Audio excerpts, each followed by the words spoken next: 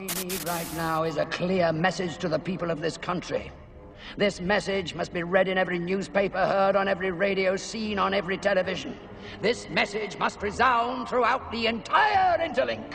I want this country to realize that we stand on the edge of oblivion. I want every man, woman, and child to understand how close we are to chaos. I want everyone to remember why they need us. My friend that lives right near him. Right. I'm not telling you. Down the road here. Uh-huh. Yeah. My friend that lives right there told me everything yesterday. Christmas Eve, they had an argument about guns because my friend goes, I don't want any in the house. And she goes, I love my guns. I love my guns. She said that, Mrs. Lanza. I love that, Nancy Lanza. I love guns. I love my guns. So. And did she teach her son how to use the guns? Is that your understanding? I heard they went to the driving range. Nicole Hockley has been one of those parents that showed me more strength and really the power for a lot of us to keep going. She lost her son Dylan on that terrible day. He was one of those 20 angels that we lost at Sandy Hook. Nicole, thank you for your leadership. Would you come on up? Nicole Hockley.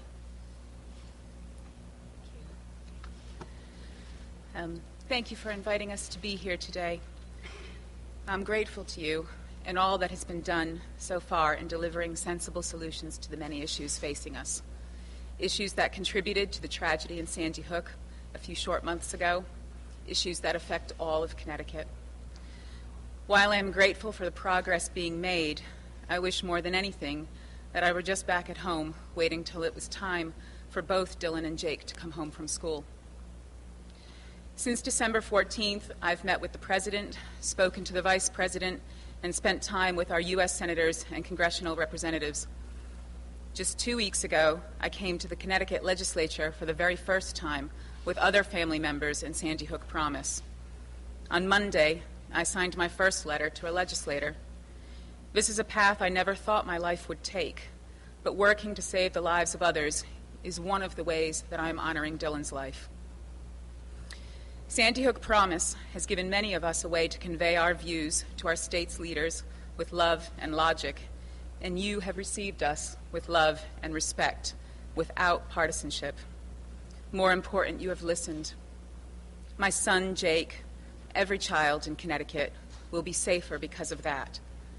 This makes me hopeful that despite everything we have been reading, the U.S. Senate will also take the time to listen to us when we go to Washington next week.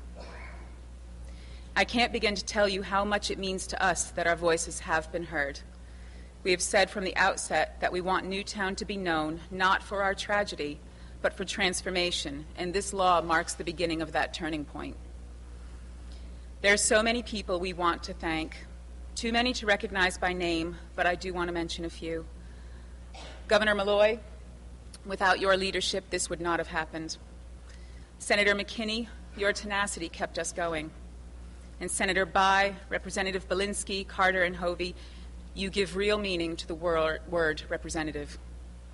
On behalf of Dylan, Jake, my husband Ian, the other family members I'm working with, Sandy Hook Promise, and countless others, we thank you and say God bless.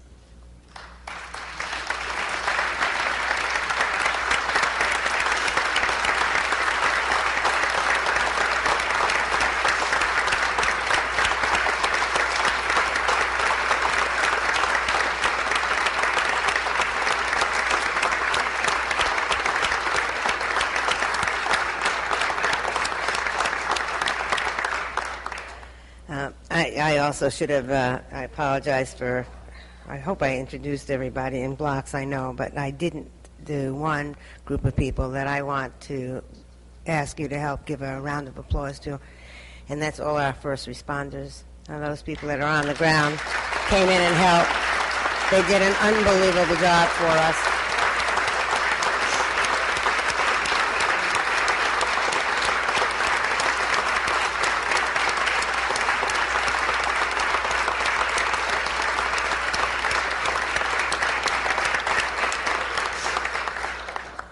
Now it's my honor to introduce a man, as Nicole said, a man who has led us through from the moment that we heard about this tragedy. that had to do something that people never think they'll ever have to do in public office, to lead us through a tragedy that we just saw in Sandy Hook. Ladies and gentlemen, I can't tell you how proud I am today to introduce the man that I really believe that helped us get to where we are today, and that's our governor, Dannel P. Malloy. You want to stand or are you going to sit?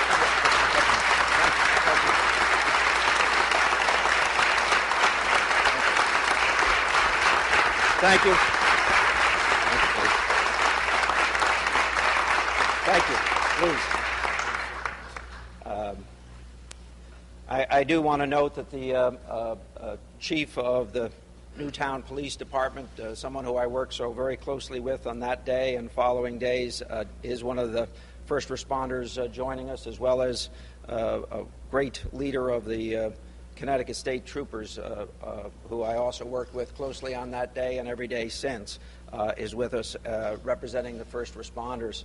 The first select woman from Newtown is actually attending another ceremony around the birthday of one of the children who lost their lives on that day, and our office conferred with her yesterday and today, and she wanted to honor that particular commitment. But I do want to thank Pat for all that she's done and the leadership that she has lent in all of our efforts on and since December 14th. To the legislative leadership who worked so tirelessly to come to something which is quite different in our nation, a bipartisan approach to this issue, as we have been able to address other issues in our state on a bipartisan basis. All of that team, I want to single out and thank on this very emotional day. I want to thank President Williams for his leadership in working on this project. Speaker Sharkey, I want to thank you as well. Minority Leaders McKinney and Cafaro, I want to publicly thank them, as I have previously thanked them for their hard work. And Joe Arsemowitz, thank you for your leadership. And Marty, I've talked to you about this. I always appreciate your profound leadership on this and so many other issues. And to our great Lieutenant Governor, who has been there for the families, been there at my side, worked with the legislature as well. I want to thank her for her great work. This is a profoundly emotional day, I think, for everyone in this room and everyone watching what is transpiring today in the state of Connecticut. We have come together in a way that relatively few places in our nation have demonstrated an ability to do. In some senses, I hope that this is an example to the rest of the nation, certainly to our leaders in Washington who seem so deeply divided about an issue such as universal background checks, where the country is not divided itself. When 92% of Americans agree that every gun sale should be subject to a background check, there is no excuse for representatives or senators who don't come to the assistance of those that they are elected to represent. I'm proud of the efforts that are ongoing in Washington. I'm proud of the efforts of my good friend, the Vice President. I'm proud of the efforts of our President, who seems not willing to let this issue stop. We can never undo the senseless tragedy that took place on December 14th, or those tragedies that play themselves out on a daily basis in our cities. But we can take action here in Connecticut, and we can make Connecticut towns and cities safer, and this bill does that. Through our efforts today, we honor those we lost and those we have worked to help to mend in the grieving process. Those 20 innocent children who lost their lives, a principal, teacher, and school psychologist and therapist that sacrificed their lives protecting the students they loved. Connecticut State Police and Newtown local law enforcement, firemen, and others that responded when called upon. Teachers that have continued serving their students in the months since. and a select woman and other local officials that have served around the clock to bring comfort to those that they care for. Today does not mark the end of our efforts. The discussion about how to protect Connecticut families will never end.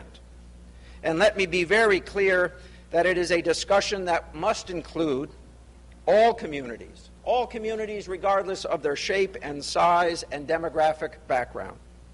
In Connecticut, those communities deserve the best that we can offer them in developing strategies to make all of our citizens safer. Because while this tragedy struck one of our beautiful small communities, it does in fact play itself out in all of our communities. Finally, there is already discussion happening about how the many changes to our laws will be implemented. This morning, I convened a meeting of executive branch staff, including state police, to begin that process. I can tell you that we are targeting August 1st as the date when a system to accommodate all of these changes will be firmly in place. And with that, I will sign the bill.